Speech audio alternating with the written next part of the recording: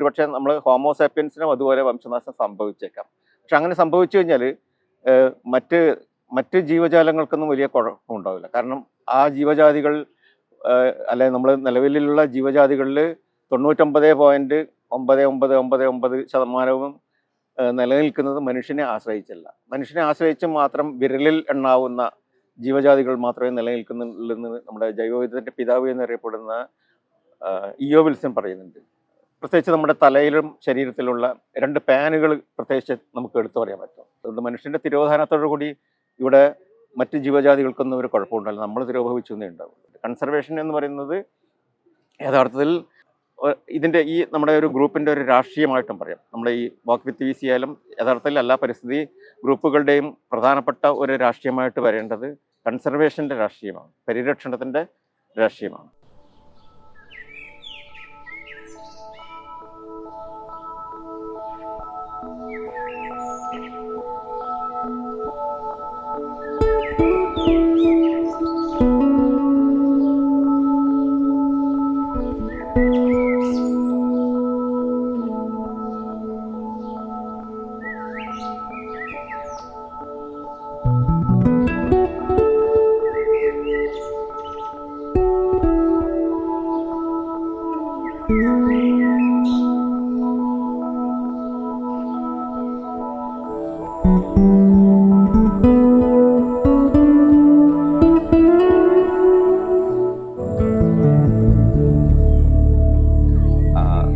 ജൈവവൈവിധ്യ പഠന രംഗത്ത് കഴിഞ്ഞ 40 വർഷത്തോളമായിട്ട് പ്രവർത്തിക്കുകയും വാക്ക് വിത്ത് വി സി എന്ന് പറയുന്ന ഒരു നവമാധ്യമ കൂട്ടായ്മയുടെ ഭാഗമായിട്ട് ഒരു ജനകീയ ജൈവവൈവിധ്യ പഠനം കഴിഞ്ഞ 2 വർഷമായിട്ട് നടത്തിവരുന്ന വാക്ക് വിത്ത് വി സി കൂട്ടായ്മയുടെ ഒരു സാരഥിയായിട്ടുള്ള വി സി ബാലകൃഷ്ണൻ മാഷാണ് ഇന്ന് നമ്മളോട് കൂടെയുള്ളത്.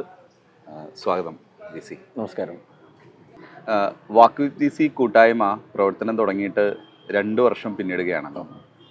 അപ്പോൾ ഈ 2 വർഷം എങ്ങനെയാണ് ഈ കൂട്ടായ്മയ്ക്ക് രൂപീകരണത്തിനുള്ള ഒരു ഇതുണ്ടായത്?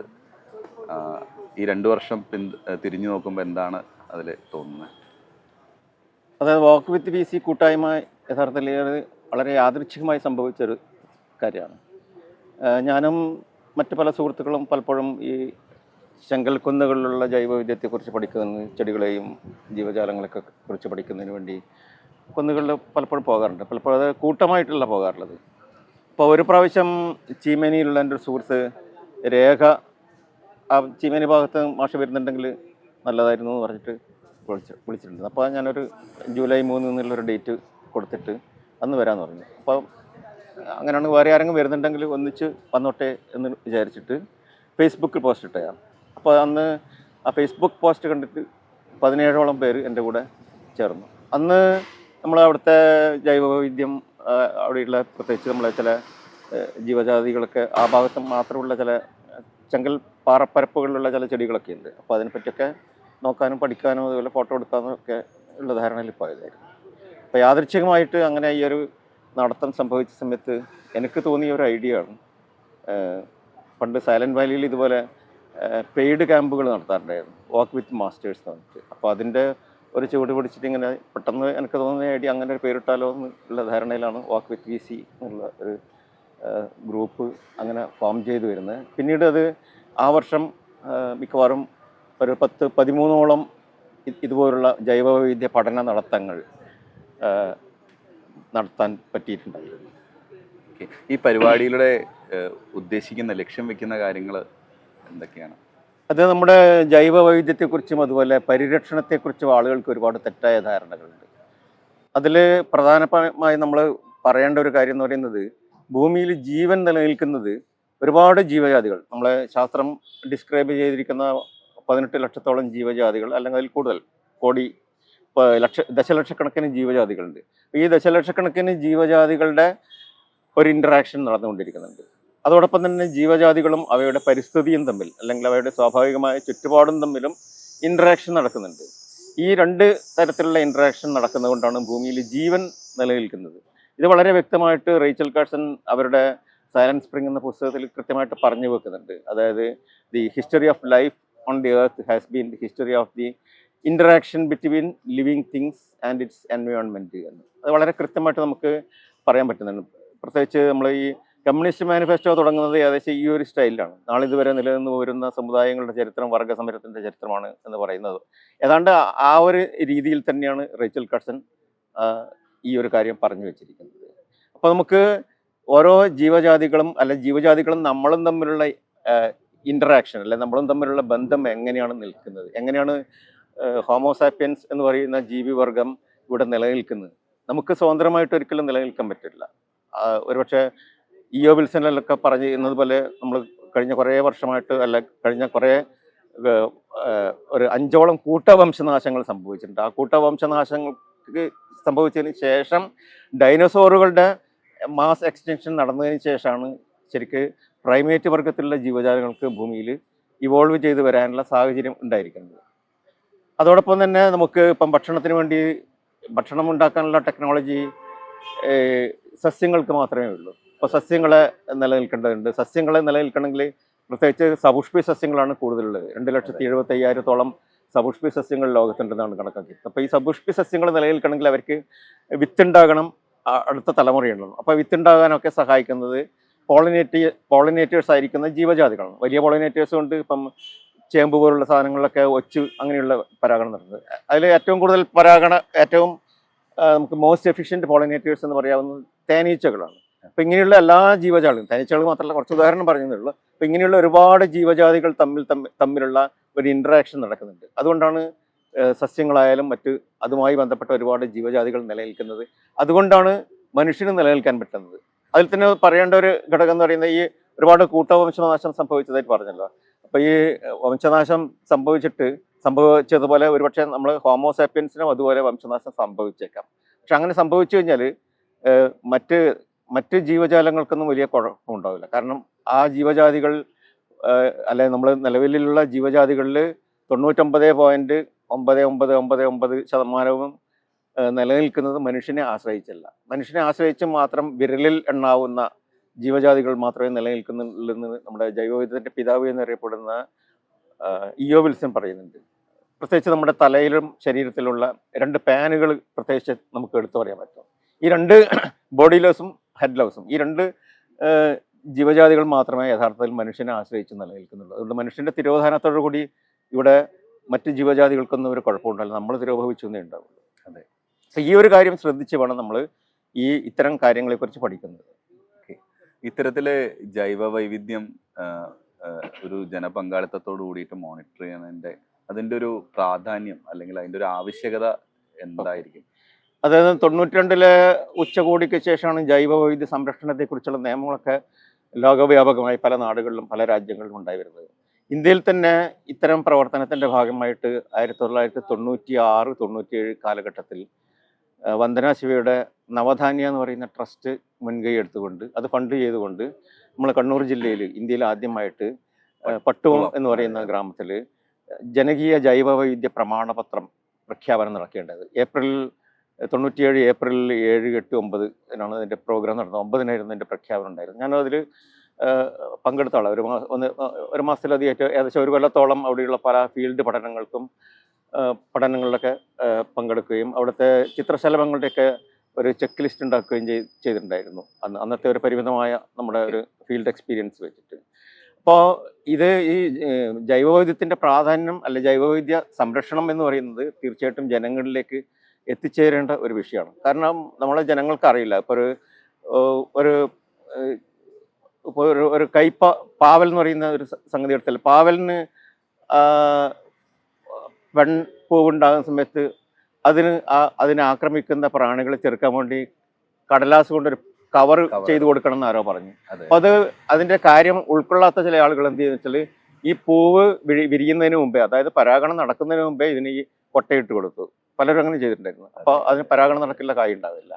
അപ്പോൾ നമ്മുടെ ഈ മറ്റ് ജീവജാതികളും ജീവജാതികൾ തമ്മിലുള്ള ഈ ബന്ധം എങ്ങനെയാണ്, അത് നമ്മൾ കൃഷിയായാലൊക്കെ ആ കൃഷിയെ എങ്ങനെയാണ്, കൃഷിയായാലും മറ്റേത് വിളകൾ ആയാലും അത് എങ്ങനെയാണ് ഉണ്ടാകുന്നത് എന്നുള്ള കാര്യം നമുക്ക് അറിഞ്ഞിരിക്കണം.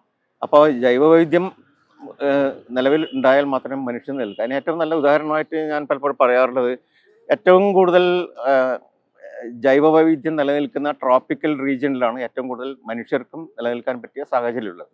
അതുകൊണ്ടാണ് ലോകത്തിലെ ഏറ്റവും കൂടുതലായിട്ട് പോപ്പുലേഷൻ ഈ ഭൂമധ്യരേഖാ പ്രദേശത്തെ ഏറ്റവും കൂടുതൽ ജനസംഖ്യയുള്ളത്. ജനസംഖ്യ ഉള്ളതിന് കാരണം അവിടെയാണ് ഏറ്റവും കൂടുതൽ ജൈവവൈവിധ്യം നിലനിൽക്കുക. ജൈവവൈവിധ്യം കുറയുന്നതിനനുസരിച്ച് നമുക്കും ചില ചെറിയ ചെറിയ പ്രശ്നങ്ങളുണ്ടാകും. ഉദാഹരണത്തിന് ഒരുപക്ഷെ ലോകത്തിൽ സാമ്രാജ്യത്വത്തിന് അല്ലെങ്കിൽ അധിനിവേശത്തിന് തുടക്കമിട്ടത് യൂറോപ്യൻ രാജ്യങ്ങളാണ്. ഇപ്പോൾ യൂറോപ്യൻ രാജ്യങ്ങളിൽ നമ്മൾ ടെമ്പറേറ്റ് റീജിയൻ ആയതുകൊണ്ട് തന്നെ അവിടെ വൈവിധ്യം കുറവാണ്. കൃഷിയിലായാലും ഏത് നിലയിലും എടുത്തു നോക്കിയാൽ വളരെ കുറഞ്ഞ വൈവിധ്യം മാത്രമേ ഉള്ളൂ, ചെടികളായാലും ജീവികളായാലും. അപ്പോൾ അവർക്ക് അത് ഈ ജൈവവൈവിധ്യം കുറഞ്ഞ ഒരു മേഖലയായതുകൊണ്ട് മറ്റ് പല രാജ്യങ്ങളിൽ നിന്നുള്ള സാധനങ്ങളെ ആശ്രയിക്കേണ്ടി വരും. പ്രത്യേകിച്ച് സ്പൈസസ്. പ്രത്യേകിച്ച് ഞാൻ എൻ്റെ ഒരു നിരീക്ഷണത്തിൽ അല്ല ഞാൻ വിചാരിക്കുന്ന ഒരു കാര്യം എന്ന് പറയുന്നത്, അവിടെ ഈ തണുപ്പിനെ പ്രതിരോധിക്കാൻ വേണ്ടി ഭക്ഷണം, അത് ചൂടാകുന്ന രീതിയിലുള്ള ഭക്ഷണം, പ്രത്യേകിച്ച് നമ്മളെ ചില്ലി, അതായത് മുളകും കുരുമുളകൊക്കെ അടങ്ങിയിരിക്കുന്ന സാധനങ്ങളിൽ നിന്ന് നമുക്ക് വേർക്കുമല്ലോ. അതുപോലെയുള്ള ഒരു കാര്യത്തിന് വേണ്ടിയായിരിക്കണം ഒരുപക്ഷെ അവർ ഈ കുരുമുളകും അതുപോലുള്ള സ്പൈസസും കോണ്ടിമെന്റ്സ് എല്ലാം തേടിയിട്ട് ഇന്ത്യയിലേക്ക് വരുന്നത്. അത് പഴയ കാലത്ത് നമുക്ക് പല ക്ലോഡ് അൽവാരിസിൻ്റെ ഒക്കെ ചില പഠനങ്ങളിൽ നിന്ന് കാണുന്നത് ഒരു 530 വർഷം മുമ്പ് തുടങ്ങിയിട്ടുണ്ടാകും. അപ്പോൾ ആ തുടങ്ങുന്ന സമയത്ത് ഈ നമ്മൾ സാഹസിക യാത്രകർ എന്നാണ് പണ്ട് വിചാരിച്ചിരുന്നത്. പക്ഷേ യഥാർത്ഥത്തിൽ കൃത്യമായ ഒരു ഹിഡൻ അജണ്ടയോടുകൂടി, കൃത്യമായിട്ടുള്ളൊരു അജണ്ടയോടുകൂടി, പോപ്പിൻ്റെ അനുഗ്രഹാശിസുകളോടുകൂടി ആയിരിക്കണം ഒരുപക്ഷെ ഈ കൊളംബസിനെയും അതുപോലെ വാസ്കോഡി ഗാമയൊക്കെയും അവിടെ നിന്ന് പറഞ്ഞ് വിടുന്നത്. അത് വളരെ കൃത്യമായിട്ട് ഇവിടെ നടപ്പിലാക്കുകയും ചെയ്തിട്ടുണ്ട്. അപ്പോൾ ഒരുപക്ഷെ നമ്മൾ ഈ കമ്മ്യൂണിസത്തെ പറ്റിയൊക്കെ പറയുന്ന സമയത്ത് പ്രാകൃത കമ്മ്യൂണിസം, ഫ്യൂഡലിസം, മുതലാളിത്തം, സാമ്രാജ്യത്വം എന്ന് യാന്ത്രികമായി പറഞ്ഞു പോകുന്നതിന് പകരം ഒരുപക്ഷെ ഈ ഇൻവേഷന് അല്ലെങ്കിൽ സാമ്രാജ്യത്വത്തിൻ്റെ തുടക്കത്തിന് അല്ല സാമ്രാജ്യത്വം ലോകത്തിൽ വ്യാപിക്കുന്നതിന് ഒരു കാരണങ്ങളിൽ ഒന്ന് ഈ ജൈവ വൈവിധ്യം തേടിയുള്ള ഒരു ജൈവവൈവിധ്യം കൊള്ളയടിച്ചു കൊണ്ടുപോകാനുള്ള ഒരു ഇത് കൂടിയായിരിക്കണം. ഇപ്പോൾ വാക്കുദ്വീസിയുടെ ഇത്തരത്തിലുള്ള ഫീൽഡ് പഠന യാത്രകളിൽ നിന്ന് അതിന്ന് കണ്ടെത്തിയിട്ടുള്ള ഒരു ഇൻസൈറ്റ് ഉണ്ടാവുമല്ലോ, ചില സംരക്ഷിക്കപ്പെടേണ്ട പ്രദേശങ്ങൾ അല്ലെങ്കിൽ സംരക്ഷിക്കപ്പെടേണ്ട സ്പീഷീസുകൾ, അതിനെക്കുറിച്ചുള്ള ഒരു അതിൽ നമ്മൾ കൂടുതലും പ്രാധാന്യം കൊടുത്തിരുന്നത് കാവുകൾക്കും അതുപോലെ ചെങ്കൽ പാറപ്പരപ്പുകൾക്കും. അത് ലാറ്ററൈറ്റ് പ്ലാറ്റ്യൂ അല്ലെങ്കിൽ ലാറ്ററൈറ്റ് ഹില്ലക്സ് എന്ന് പറയും. അത് ചെങ്കൽക്കുന്നുകളെ പറ്റി പറയുന്ന സമയത്ത് ചെങ്കൽക്കുന്നുകൾ നമ്മളെ മറ്റ് ആവാസ വ്യവസ്ഥകളെ അപേക്ഷിച്ച് അതീവ സമ്പന്നമായ ജൈവവൈവിധ്യം കാത്തു സൂക്ഷിക്കുന്ന മേഖലകളാണ്. ഇപ്പോൾ ഇന്ത്യയിൽ തന്നെ പ്രധാനമായും ചെങ്കൽ മേഖല കാണുന്നത് നമുക്കറിയാം മഹാരാഷ്ട്രയിലെ രത്നഗിരി ജില്ല മുതൽ മലപ്പുറം ജില്ല വരെയുള്ള ഏരിയയിലാണ്. വളരെ കുറച്ച് ഏകദേശം ഒരു 10-80 ചതുരശ്ര കിലോമീറ്റർ മാത്രമേ വരുന്നുള്ളൂ.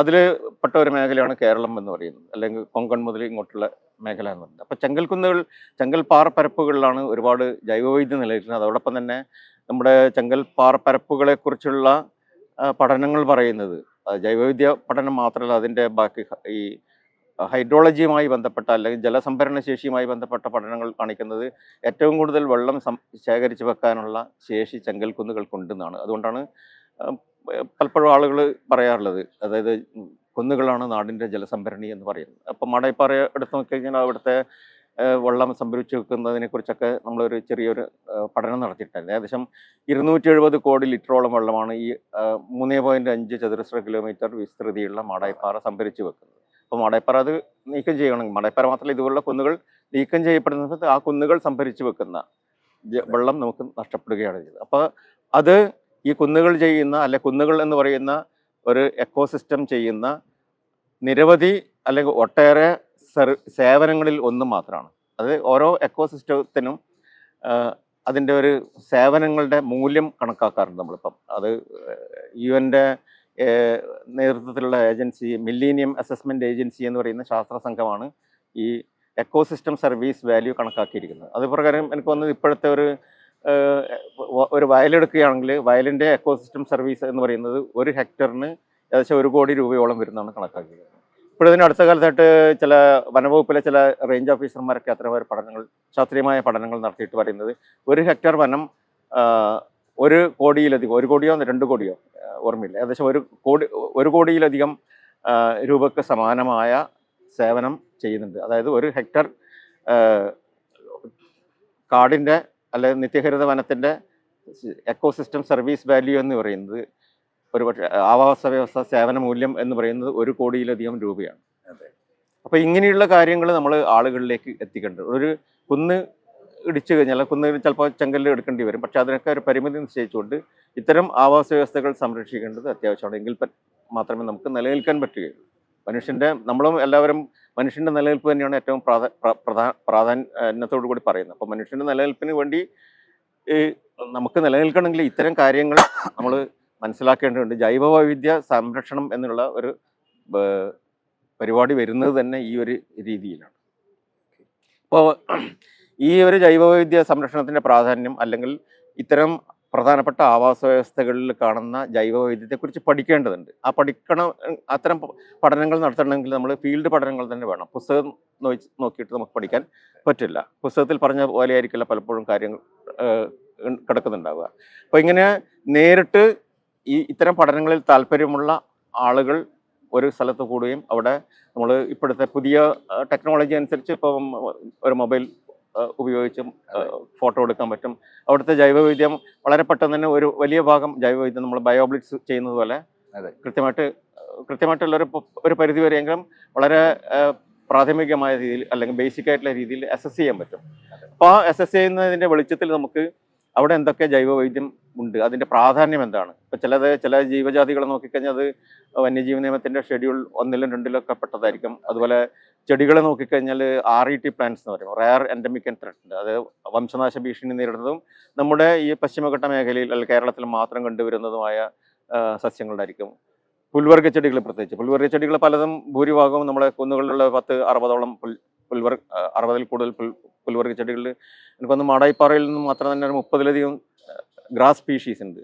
അതൊക്കെ മിക്കവാറും എൻഡമിക് സ്പീഷീസുകളാണ്, അതായത് നമ്മുടെ ഈ മേഖലയിൽ മാത്രം കണ്ടുവരുന്നത്. അപ്പോൾ ഇങ്ങനെയുള്ള കാര്യങ്ങൾ നമുക്ക് മുതിർന്ന ആളുകൾക്ക് ഒരുപാട് താല്പര്യങ്ങളുണ്ടാകും. അവരുടെ തലയിൽ ലാഭത്തിൻ്റെ കണക്ക് മാത്രമായിരിക്കും ഉണ്ടാവുക. അതുകൊണ്ടാണല്ലോ നമ്മൾ പിതാവിൻ്റെ മനുഷ്യൻ്റെ പിതാവ് കുട്ടിയാണെന്ന് പറയുന്നത്. കുട്ടിയിൽ കാപട്യം ഉണ്ടാവില്ല, മനുഷ്യൻ വലുതായി വരുന്നവരും കാപട്യം കൂടും. അതാണ് ആംഗലേയ കവിയൊക്കെ പറയുന്ന child is the father of the man. Man ആവുക എന്ന് പറയുന്നത് കാപട്യം കൂടുതലുണ്ടാവുക എന്നുള്ളതാണ്.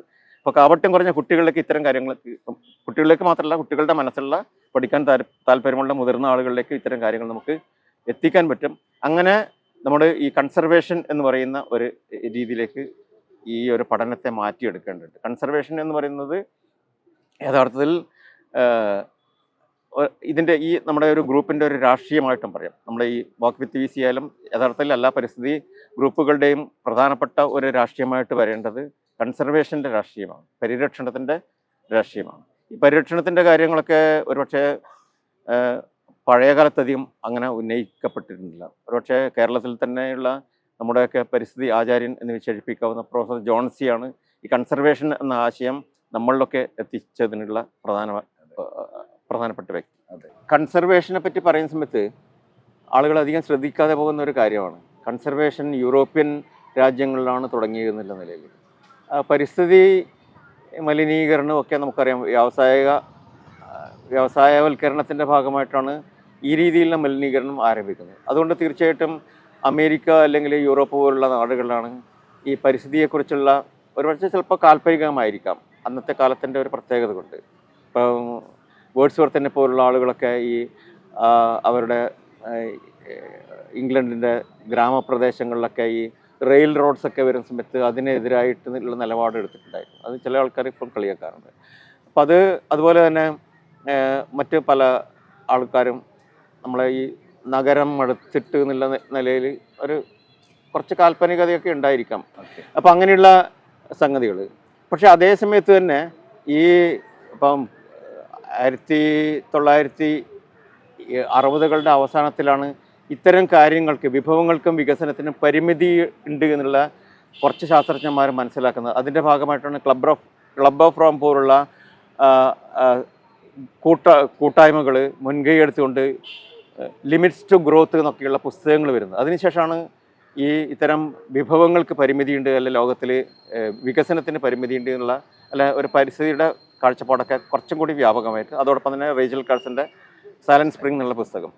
അപ്പോൾ ഇത് യൂറോപ്യൻ നാടുകളിൽ സംഭവിച്ചാണ്. പക്ഷെ അതേ സമയത്ത് തന്നെ ഒരുപക്ഷെ ലോകത്തിലെ ആദ്യത്തെ ഈ പരിസ്ഥിതി എന്ന് അന്ന് ഉപയോഗിക്കാൻ പറ്റില്ലെങ്കിൽ വന്യജീവി സംരക്ഷണം ലാക്കാക്കിക്കൊണ്ട് ഒരുപക്ഷെ ലോകത്തിൽ ആദ്യമായിട്ട് ഒരു ഉച്ചകോടി നടക്കുന്നത് 17ഓളം രാജ്യങ്ങൾ പങ്കെടുക്കുന്ന 17ഓ 16ഓ ഓർമ്മയില്ല 17ഓളം 10ലധികം രാജ്യങ്ങൾ പങ്കെടുക്കുന്ന ഒരു ഉച്ചകോടി വെയിലിനെയൊക്കെ തിമിംഗലങ്ങളൊക്കെ സംരക്ഷിക്കുന്നതിന് വേണ്ടിയുള്ള ഒരു പ്രബന്ധാവതരണവുമായി ബന്ധപ്പെട്ട് 1953 പാരീസിലോ അവിടെയോ നടക്കുന്നത്, പെട്ടെന്ന് സ്വിറ്റ്സർലൻഡിൽ നടക്കുന്നുണ്ടായിരുന്നു. അപ്പം അതിനുശേഷമാണ് ഈ 1972 നമ്മൾ ജൂൺ 5 എന്നുള്ള പരിപാടിക്ക് ബീജാവാപം ചെയ്ത സമ്മേളനം നടക്കുന്നത്. പക്ഷെ അതേ സമയത്ത് തന്നെ ഈ യൂറോപ്യൻ നാടുകളിലുള്ള ഇത്തരം കാര്യങ്ങൾ വരുന്നുണ്ടല്ലോ, പരിസ്ഥിതി സംബന്ധിച്ച കൺസർവേഷൻ സംബന്ധിച്ച ചില കാര്യങ്ങൾ വരുന്നത് സോവിയറ്റ് യൂണിയനിൽ അത് അലയടിച്ചിട്ടുണ്ടായിരുന്നു. അതിനൊരു ഉദാഹരണം 1917 റഷ്യൻ വിപ്ലവം നടന്നതിന് ശേഷം ലെനിൻ്റെ നേതൃത്വത്തിൽ ഭരണം വന്നതിന് ശേഷം ലെനിനെ കാണാൻ വേണ്ടിയിട്ട് 1919 കുറച്ച് ശാസ്ത്രജ്ഞന്മാർ, ഈ കൺസർവേഷൻ എന്ന ആശയം മനസ്സിലുള്ള ശാസ്ത്രജ്ഞന്മാർ സമീപിക്കുകയും അവിടെയുള്ള ചില തടാകങ്ങളിലുള്ള ചില പുഴ തീരദേശത്തുള്ള ഒരുപാട് പക്ഷികളുടെ പക്ഷിവേട്ടയെക്കുറിച്ചൊക്കെയുള്ള ധാരണകൾ ഉണ്ട്. അതുപോലെ പുഴ മലിനീകരണത്തെക്കുറിച്ചൊക്കെയുള്ള കാര്യങ്ങൾ ലെനിനോട് പറയുന്നുണ്ട്. അപ്പോൾ ലെനിൻ അവരെ സ്വീകരിച്ചിട്ട് അതിൽ ലൂനാചാർസ്കി ലെനിൻ്റെ ഒരു പ്രധാനപ്പെട്ട ആളായിരുന്നു, മന്ത്രിയായിരുന്നു. അപ്പോൾ ലൂനാചാർസ്കി വഴിയാണ് ലെനിനെ ഈ ശാസ്ത്ര സംഘം കാണുന്നത്. അങ്ങനെ കാണുന്ന സമയത്ത് ലെനിനോട് ഇവർ ഇത്തരം കാര്യങ്ങൾ, അതായത് പല പ്രദേശങ്ങളിൽ ഇതുപോലെ വേട്ടയാടിക്കൊണ്ട് ഇങ്ങനെ വലിയ നാശം സംഭവിക്കുന്നുണ്ട്, പല പക്ഷികളും ഇതുപോലെ ഇല്ലാതായേക്കാം, വംശനാശം സംഭവിച്ചേക്കാം എന്നുള്ള രീതിയിൽ. പക്ഷികൾ മാത്രമല്ല, ചില എൽക്ക് പോലുള്ള ചില മൃഗങ്ങളൊക്കെ വംശനാശം സംഭവിച്ചേക്കാം എന്നുള്ള കാര്യം വെളിപ്പെടുത്തിയ. അപ്പോൾ ലെനിന് അത് കൃത്യമായിട്ട് അറിയാൻ പറ്റിയിട്ടുണ്ടായിരുന്നു. ലെനിൻ്റെ മനസ്സിലും ഈ ഒരു കൺസർവേഷൻ്റെ ബീജം ഉണ്ടായിരുന്നു. കാരണം ലെനിൻ്റെ ഒരു സഹോദരൻ, സാഷ എന്ന് വിളിച്ചിരുന്ന ഒരു സഹോദരൻ, അദ്ദേഹം ഡിഗ്രി തലത്തിൽ നേച്ചറൽ ഹിസ്റ്ററി പഠിച്ച ആളായിരുന്നു. ആ നേച്ചറൽ ഹിസ്റ്ററി പഠിച്ച സാഷ ലെനിനെ ജയിലിൽ കാണാൻ പോകുന്ന സമയത്ത് ഇത് സംബന്ധിച്ച പുസ്തകങ്ങൾ ലെനിന് വായിക്കാൻ വേണ്ടി കൊടുക്കുന്നുണ്ട്. പിന്നീട് സാഷയും മറ്റ് 3 സഖാക്കളെയും ഈ സാർ ചക്രവർത്തി തൂക്കിലേറ്റുകയാണ് ചെയ്യുന്നത്. അപ്പോൾ അത് ഈ ലെനിനെ സ്വാധീനിച്ചിട്ടുണ്ട്. ലെനിൻ്റെ സഹോദരൻ്റെ ഈ ഒരു കാര്യം സ്വാധീനിച്ചു. അങ്ങനെയാണ് ലെനിൻ പിന്നീട് ഈ ഒരുപാട് മേഖലകൾ, ഏക്കർ കണക്കിന് മേഖലകൾ, എത്രയോ എനിക്കൊന്ന് 400 ചതുരശ്ര കിലോമീറ്ററിലധികം, ഏകദേശം കണക്ക് പറയുന്നതാണ്, വ്യത്യാസം ഉണ്ടാകും, ചതുരശ്ര മൈൽ കണക്കിന് പ്രദേശങ്ങൾ റിസർവുകളായിട്ട്, അതായത് കൺസർവേഷൻ റിസർവുകളായി സർക്കാർ ഉത്തരവുള്ള ഒരു സർക്കാർ ഡിക്രിയിലൂടെ ഉത്തരവിലൂടെ കൃത്യമായിട്ടും എന്താണ്. അതോടൊപ്പം തന്നെ നമ്മളിപ്പോഴും കാണുന്ന ഈ ജോൺ സി മാഷൊക്കെ സംഘടിപ്പിച്ചിരുന്ന പ്രകൃതി സഹവാസ ക്യാമ്പുകളുണ്ട്, ക്ലബ്ബുകൾ രൂപീകരണം, കോളേജുകളിലും വിദ്യാലയങ്ങളിലൊക്കെ ക്ലബ്, അത് ആ കാലത്തും കുട്ടികളിലേക്ക് ഇത്തരം കാര്യങ്ങൾ എത്തുന്നതിന് വേണ്ടി കുട്ടികളുടെ കോളേജുകളിലും അതുപോലെ സ്കൂൾ തലത്തിലൊക്കെയുള്ള ഇത്തരം ക്ലബ്ബ് രൂപീകരണത്തിന് വേണ്ടിയുള്ള ആഹ്വാനവും ആ കാലത്തുണ്ട്. അപ്പോൾ ഒരു 1926 ആകുമ്പോഴേക്ക് 100 കണക്കിന് ചതുരശ്ര കിലോമീറ്ററുകൾ അവിടെ കൺസർവേഷൻ മേഖലകളായിട്ട് പ്രഖ്യാപിക്കുന്നുണ്ട്. പക്ഷേ പിന്നീട് നമുക്കറിയാം, സ്റ്റാലിൻ്റെ ശേഷമൊക്കെ പിന്നീട് അത്തരം കാര്യങ്ങൾ, ഈ കൺസർവേഷൻ എന്നുള്ള ആശയം അല്ലെങ്കിൽ ഇത്തരം പരിസ്ഥിതി ഇതൊക്കെ അത്ര പ്രധാനപ്പെട്ടതല്ലെന്ന ഒരു കാഴ്ചപ്പാടിൽ പിന്നീട് മാറ്റപ്പെടുകയാണ് ചെയ്തത്. ഇത്തരം കാര്യങ്ങളെക്കുറിച്ച് 1980-ലോ 81-ലോ സോവിയറ്റ് യൂണിയനിൽ നിന്ന് ഒരു മന്ത്രി വന്ന സമയത്ത് അവരുമായിട്ട് ഇൻ്റർവ്യൂ ചെയ്തിട്ട് 1981 ജൂൺ ജൂലൈ മാസങ്ങളിലുള്ള സൂചിമുഖി മാസികയിൽ ഒരു ലേഖനം പ്രസിദ്ധീകരിച്ചിട്ടുണ്ട്. എനിക്കൊന്ന് ശാന്തിയോ കൊച്ചോ മറ്റായിരിക്കും ചെയ്തിട്ടുണ്ട്, എനിക്ക് ഓർമ്മയില്ലത്. അപ്പോൾ ഞാൻ പറഞ്ഞു വരുന്നത്, ഈ മുതലാളിത്ത രാജ്യങ്ങളിൽ മാത്രമല്ല, നമ്മളെ ഈ സോഷ്യലിസ്റ്റ് രാജ്യങ്ങളിൽ അല്ലെ കമ്മ്യൂണിസത്തിലേക്ക് പരിണമിച്ചുകൊണ്ടിരിക്കുന്നത് നമ്മൾ പണ്ട് വിശ്വസിച്ചിരുന്ന സോക്കോൾഡ് സോഷ്യലിസ്റ്റ് രാജ്യങ്ങളിലും ഈ രീതിയിലുള്ള കൺസർവേഷൻ എന്ന ആശയം നടപ്പിലാക്കിയിരുന്നു എന്ന് പറയാനാണ്. അപ്പോൾ അതുകൊണ്ട് ഈ നമ്മൾ ഇന്ന് പറയുന്ന ആരെങ്കിലും കമ്മ്യൂണിസ്റ്റുകാർ ബാക്കിയുണ്ടെങ്കിൽ അവരും കമ്മ്യൂണിസ്റ്റുകാരുടെ ഒരു കടമ എന്ന് പറയുന്നത് കൺസർവേഷനാണ്. അതാണ് ഞാൻ നേരത്തെ പറഞ്ഞ ജോൺ ബെല്ലാമി ഫോസ്റ്ററെ പോലുള്ള ആളുകളുടെ ഒരു കാഴ്ചപ്പാട് തന്നെ. അദ്ദേഹത്തിൻ്റെ ഒരു പുസ്തകം തന്നെ, എക്കോളജി അഗെയിൻസ്റ്റ് ക്യാപിറ്റലിസം എന്നൊരു പുസ്തകം തന്നെയുണ്ട്. മലയാളത്തിൽ അത്തരം കാര്യങ്ങളെ കുറിച്ച് കുറച്ച് എഴുതുന്ന ആളുകൾ കുറേ ആൾക്കാരുണ്ട്. അതിൽ ഒരാൾ ശാസ്ത്ര സാഹിത്യ പരിഷത്തിൻ്റെ TP കുഞ്ഞിക്കണ്ണൻ എന്ന് പറയുന്ന ആളാണ്. അദ്ദേഹം മാതൃഭൂമി ആഴ്ചപ്പതിൽ ഈ മാർക്സിയൻ എക്കോളജിയെക്കുറിച്ചൊക്കെയുള്ള കാര്യങ്ങൾ പലപ്പോഴും എഴുതാറുണ്ട്. അപ്പം അത് പഴയകാലത്തെ എംഗൽസിൻ്റെയൊക്കെ ഡയലക്റ്റിക്സ് ഓഫ് നേച്ചറിലും അതുപോലെ മാർക്സിൻ്റെ തന്നെ നമ്മൾ വരുമൊരു തലമുറയിൽ നിന്നും നമ്മൾ കടം കൊണ്ട് തിരികെ ഏൽപ്പിക്കേണ്ട ഒരു ഭൂമിയെന്ന് ശാസ്ത്ര സാഹിത്യ പരിഷത്ത് കലാജാഥയിലൊക്കെ പാടിക്കൊണ്ട് നടന്നതിൻ്റെ ബീജം എന്ന് പറയുന്നത് മൂലധനത്തിൻ്റെ 3-ാം വോള്യത്തിൽ ഈ ഭൂമി അടുത്ത തലമുറയിൽ നമ്മൾ കടം കൊണ്ടതാണെന്നും നമ്മുടെ ഒരു നല്ല തറവാട്ടുകാരനവരെ പോലെ അത് സംരക്ഷിച്ച് അതിനേക്കാൾ മെച്ചപ്പെട്ട രീതിയിൽ അടുത്ത തലമുറക്ക് കൈമാറേണ്ടതാണെന്നുള്ള മലയാളത്തിലാക്കി കഴിഞ്ഞാൽ അങ്ങനെയുള്ളൊരു വിശദീകരണം കൂടി കൊടുക്കുന്നുണ്ട്. പക്ഷെ നമുക്ക് പലപ്പോഴും നമ്മുടെ സോക്കോൾഡ് ഇടതുപക്ഷത്തിൻ്റെ ആളുകൾക്ക് പോലും ഇത്തരം കാര്യങ്ങൾ അറിയില്ല എന്നുള്ളതാണ്. അത് ഇടതുപക്ഷത്തിൻ്റെ ഇപ്പം CPM പോലുള്ള പാർട്ടികളുടെ പാർട്ടി പരിപാടിയിൽ തന്നെ 2000-ലെ പാർട്ടി പരിപാടിയിൽ ജൈവവൈവിധ്യ സംരക്ഷണവും പരിസ്ഥിതി സംരക്ഷണവും കൃത്യമായിട്ട് പാർട്ടി പരിപാടിയിൽ ഉൾപ്പെടുത്തി വെച്ചിട്ടുണ്ട്. ആ പാർട്ടി പരിപാടി വായിച്ചു കഴിഞ്ഞാൽ മനസ്സിലാകും. പക്ഷെ അതൊന്നും നടപ്പാക്കാൻ വേണ്ടി എഴുതി വെച്ചാണെന്ന് അറിയില്ല. പക്ഷെ ചില അത്തരം ബോധമുള്ള ഒരുപാട് ഇത്തരം വ്യവസ്ഥാപിത കമ്മ്യൂണിസ്റ്റ് പാർട്ടികളിലുള്ള ആളുകളും അത്തരം ബോധമുള്ള ഒരുപാട് ആൾക്കാരുണ്ട്. പക്ഷെ ആ ഒരു നമ്മളൊരു സിസ്റ്റത്തിൻ്റെ അല്ലെങ്കിൽ ഒരു പാർട്ടി ഘടനയുടെ കെട്ടുപാടിൻ്റെ ഒരു രീതിയിൽ പലപ്പോഴും അങ്ങനെയുള്ള കാര്യങ്ങൾ പുറത്തു വരാറില്ലെന്ന്. ഇപ്പോൾ ജോൺസി മാഷിനൊപ്പം തുടങ്ങിയ പ്രവർത്തനങ്ങൾ, ഇപ്പോൾ പയ്യന്നൂരിലെ സീക്ക് എന്ന് പറയുന്ന സംഘടന, ഇത്തരം കാര്യങ്ങളിൽ VCയുടെ ഈ ഒരു വാക്ക് വിത്ത് VCയുടെ പ്രവർത്തനങ്ങളിൽ എങ്ങനെയാണ് അത് ഇൻഫ്ലുവൻസ് ചെയ്യുന്നത്? ആ ഒരു കാലഘട്ടം ജോൺസിയുടെ കൂടെയുള്ള കാര്യങ്ങളും അതുകൂടാതെ സീക്കിലെ പ്രവർത്തനങ്ങളിൽ ആ ഒരു കാലഘട്ടം ഒന്ന് ഓർത്തെടുത്ത് പറഞ്ഞു. ഞാൻ സീക്കുമായി ബന്ധപ്പെടുന്നത് യഥാർത്ഥത്തിൽ 1981-ലാണ്. സീക്ക് അന്ന് ഒരു പ്രദർശനം, മനുഷ്യനും പരിസ്ഥിതിയും പ്രകൃതിയും എന്ന രീതിയിലുള്ള എനിക്കൊന്നൊരു 10-100ഓളം പാനലുകൾ അടങ്ങിയൊരു എക്സിബിഷൻ സ്കൂളുകളിലൊക്കെ സംഘടിപ്പിച്ചിട്ടുണ്ട്. അപ്പോൾ ഞാനിന്ന് അവിടെ എൻ്റെ നാട്ടിൽ തന്നെ ഒരു പാരലൽ കോളേജിൽ ജോലി ചെയ്യുന്ന സമയത്ത് സീക്കിൻ്റെ പ്രവർത്തകർ വന്നിട്ട് ഇങ്ങനെയുള്ള സൂചിമുഖി മാസികയും പ്രചരിപ്പിക്കാനും ഈ ഒരു എക്സിബിഷൻ നടത്താൻ പറ്റുന്നു. അങ്ങനെ ആ എക്സിബിഷൻ അവിടെ നടത്തിയിട്ടായിരുന്നു. സൂചിമുഖി വരിക്കാരായിട്ട് ഞാനാണ് ആ സമയത്ത് ആദ്യമായിട്ട് 81-ലാണ് ഈ സൂചിമുഖി വരിക്കാരനായി മാറുന്നത്. അപ്പോൾ അങ്ങനെ സൂചിമുഖി വായിക്കാറുണ്ട്. അപ്പോഴാണ് ഈ അതുവരെയുള്ള നിലവിലുള്ള ആശയങ്ങളിൽ നിന്ന് കുറച്ചും കൂടി വ്യത്യസ്തമായിട്ടുള്ള ഒരു കാര്യമാണ് ഈ കൺസർവേഷൻ്റെ രാഷ്ട്രീയം അല്ലെങ്കിൽ പച്ചപ്പിൻ്റെ രാഷ്ട്രീയം പറയുന്നതെന്ന് ജോൺസി എന്ന ആളിലൂടെ നമുക്ക് മനസ്സിലാകുന്നത്. അതുവരെ ഞാൻ 81 കാലഘട്ടത്തിലും പിന്നീട് ഏകദേശം ഒരു 90-ന് അടുപ്പിച്ച് വരെ അന്നത്തെ പുതിയ കുറച്ചും കൂടി തീവ്ര രാഷ്ട്രീയം എന്നൊക്കെ ഇപ്പം വിളിച്ചാക്ഷേപിക്കപ്പെടുന്ന അന്നത്തെ CPI-ML-മായി ബന്ധപ്പെട്ട ഒരു രാഷ്ട്രീയം കൊണ്ടു നടന്നിരുന്ന ഒരാളായിരുന്നു. പക്ഷേ അതോടൊപ്പം തന്നെ അന്നേ ഈ ഒരു ചിന്തയുണ്ടായിരുന്നു, ചുവപ്പിൻ്റെ രാഷ്ട്രീയത്തോടൊപ്പം ഈ പച്ചപ്പിൻ്റെ ഒരു രാഷ്ട്രീയം കൂടി അതിൽ കലരണമെന്ന്, അതായത് ചുവപ്പിൻ്റെയും പച്ചയുടെയും ഒരു മേളനം എന്നൊക്കെ പറയാവുന്ന. അപ്പോൾ അങ്ങനെയാണ് ഈ ചുവപ്പിൻ്റെ രാഷ്ട്രീയം കൊണ്ടു നടക്കുന്നതോടൊപ്പം തന്നെ ഈ പച്ചയുടെ രാഷ്ട്രീയം മനസ്സിലുണ്ടായിരുന്നു.